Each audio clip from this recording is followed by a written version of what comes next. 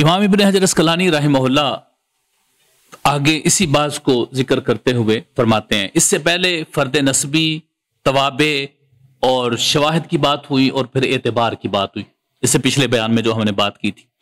तो अभी हम पढ़ेंगे इमाम इब्न हजर अस्कलानी रहमहुल्लाह ने मकबूल, फिर उस मकबूल की अकसाम को बयान किया है और उनके मातहत जो चीजें लेकर आए हैं वो मुहकम हदीस है, वो मुख्तलिफुल हदीस है, नासिख व मनसूख है, ठीक है, और उसकी तफसीर है।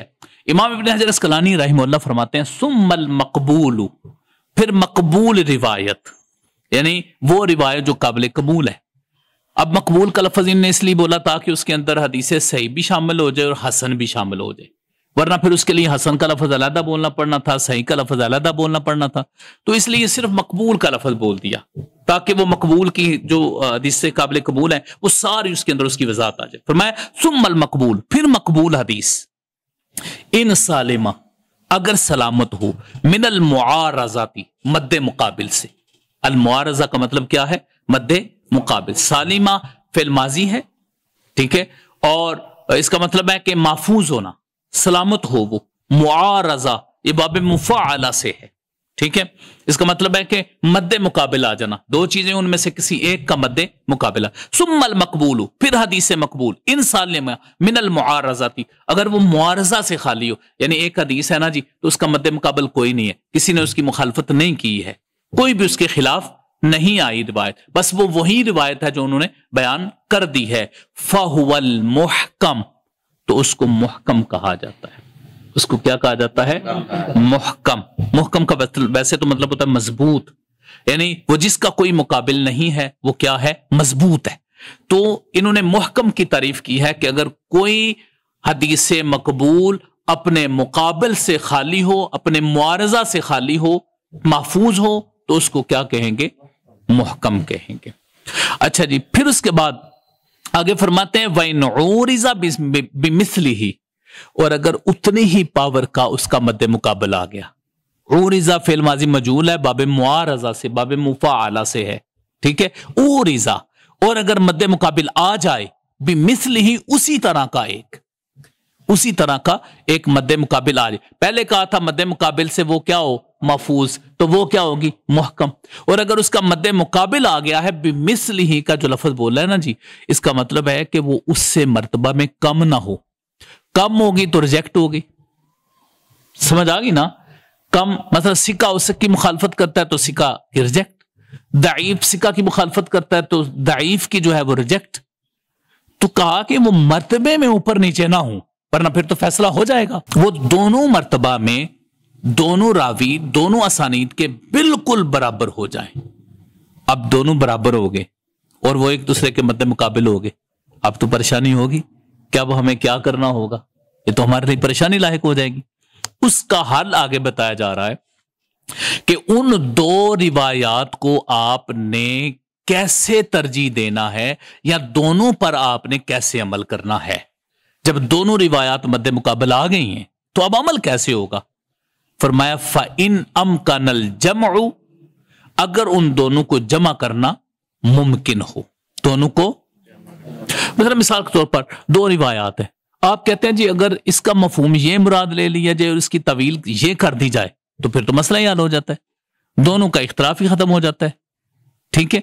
जब ये कहते हैं कि दोनों का इख्तलाफ खत्म हो जाता है, उसके अल्फाज से ये मुराद है और उसके अल्फाज से ये मुराद है, लिहाजा अब जो है ये उनके दरमियान तो कोई इख्तलाफ नहीं रहा, कोई टकराव नहीं रहा। तो ऐसी रिवायात जो मर्तबे में एक जैसी हों और उनका हल निकल सकता हो, उनको जमा करना मुमकिन हो, किसी एक को रिजेक्ट ना करना पड़े, मसला उसके अंदर ही हल हो जाए, तो फिर उसके लिए क्या फरमाया? फहुवा मुख्तलिफुल हदीस, उसको क्या कहते हैं? मुख्तलिफुल हदीस। ये जो मुख्तलिफुल हदीस की इस्तिलाह है, ये यही है कि दो अहादीस एक जैसी जब एक दूसरे के मुकाबला में आ जाए तो उनका हल पेश करना, और वो फन जो है इस तरह का, उसको मुख्तलिफुल हदीस कहते हैं। इस पर बड़ा अच्छा काम किया है मुहद्दिसीन किराम, ठीक है। मसलन इस पर इमाम शाफी रहमतुल्लाह किताब है इख्तिलाफुल हदीस, ठीक है, जो किताबुल उम्म के अंदर बाकायदा तौर पर मौजूद है। इसके अलावा इमाम अबू जाफर तहावी रहमतुल्लाह की इस पर किताब है शरह मुश्किल आसार, وہ بھی 2 احادیث جب مقابلے میں آتی ہیں تو ان کا حل پیش کرتے ہیں۔ اس کے علاوہ اس پر ایک تیسری کتاب امام ابن قتیبہ دینوری کی ہے، تاویل مختلف الحدیث، جو مختلف الحدیث ہیں ان کی تعویلات کیا ہے، اس مسئلے کو حل کرنی۔ تو فرماتے ہیں کہ اگر تو ان کے درمیان جمع کرنا ممکن ہو، ان کو آپ جمع کر سکتے ہوں، ٹھیک ہے، تو اس کو مختلف الحدیث کہیں گے، وہ تو مسئلہ حل ہو گیا، ٹھیک ہے۔ یا پھر اور کیا ہوگا، اگر وہ آپ ان کو جمع کرنا ممکن نہیں ہے، ٹھیک ہے، تو پھر اور کیا حل ہے، آپ راستہ اختیار کریں کہ ان میں سے کسی ایک پر عمل کیا جائے۔ فرمایا او ثبت المتاخر، یا کوئی اور ایک بعد والا حکم ثابت ہو جائے، بعد والا حکم ثابت ہو جائے، یعنی ایک پہلے حکم موجود تھا، جس طرح رسول اللہ صلی اللہ علیہ وسلم نے زیارت قبور سے منع فرمایا تھا، تو آپ صلی اللہ علیہ وسلم نے فرمایا کنت نہیتکم عن زیارت القبور فزوروہا، میں تمہیں زیارت قبور سے منع کیا کرتا تھا، اب تم کرو۔ اور وہ جو زیارت قبور والی روایت تھی جسے منع کیا ہوا تھا، وہ اس حدیث سے، یہ بعد میں جو حکم آیا ہے، اس حکم کو دیکھا جائے گا، تو اب ترجیح کس کو ہوگی، یہ بعد والے کو، جو بعد والا ہے، ٹھیک ہے۔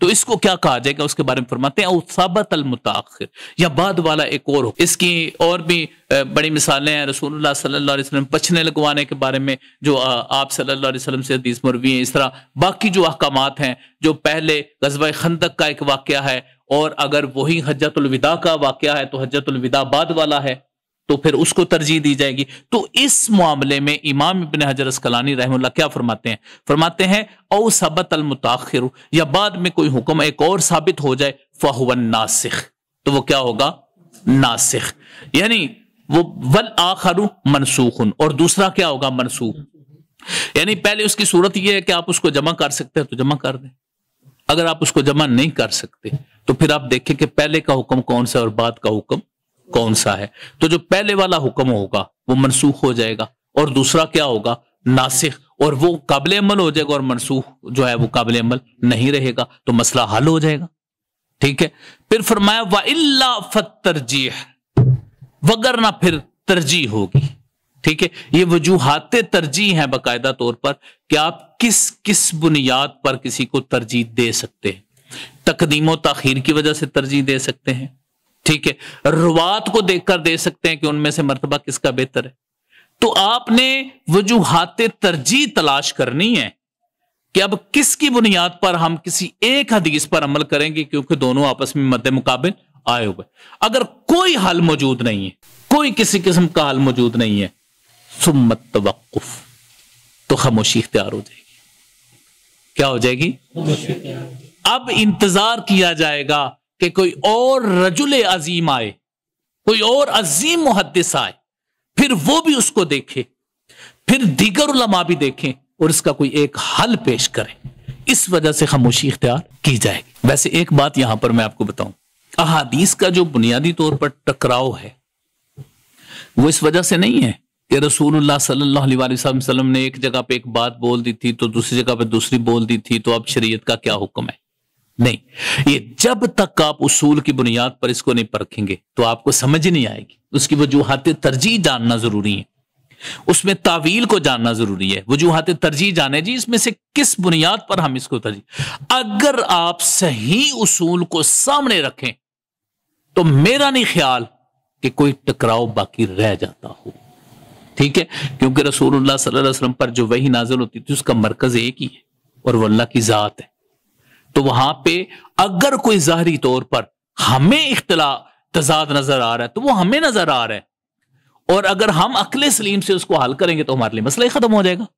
تو اس لیے ہمیں یہ دیکھنا ہوگا، کوئی بندہ یہ اعتراض نہیں کر سکتا، دیکھیں جی حدیثوں میں اعتراض ہے، کوئی حدیث ہے، کوئی حدیث ہے، تو اسے کہا جائے گا او بھائی علوم کا مطالعہ کرو، تمہیں پتہ چلے کہ اس کی ترجیح کیا ہے، طویلات کیا ہیں۔ جب تم اس کا مطالعہ کرو گے تو سارے مسئلے حل ہو جائیں گے، تمہیں حدیث پر کسی انکار کی بھی، حدیث کے انکار اور کسی طرح بھی حدیث پر اعتراض کی ضرورت نہیں پیش آئے گی، کیونکہ ہر چیز کا حل محدثین کرام نے بحمدہ تعالی بیان کر دیا ہے۔ تو یہاں پر تو کوئی ایسا مسئلہ اور پرابلم مشکل نہیں آ سکتی۔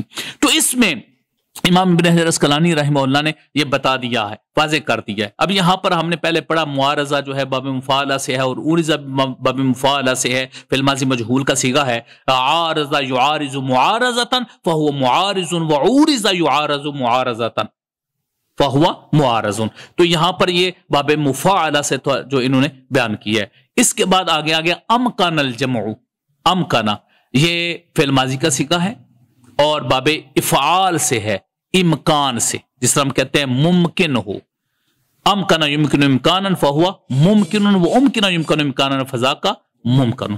اچھا پھر اس کے بعد آگے یہ فرمایا مختلف الحدیث، مختلف الحدیث کا جو لفظ استعمال ہوا یہ مختلف اسم فاعل ہے اور باب افتعال یعنی اختلاف سے ہے، ٹھیک ہے، یعنی دونوں کا مفہوم مختلف ہو، دونوں ایک دوسرے کے مقابل آ جائیں۔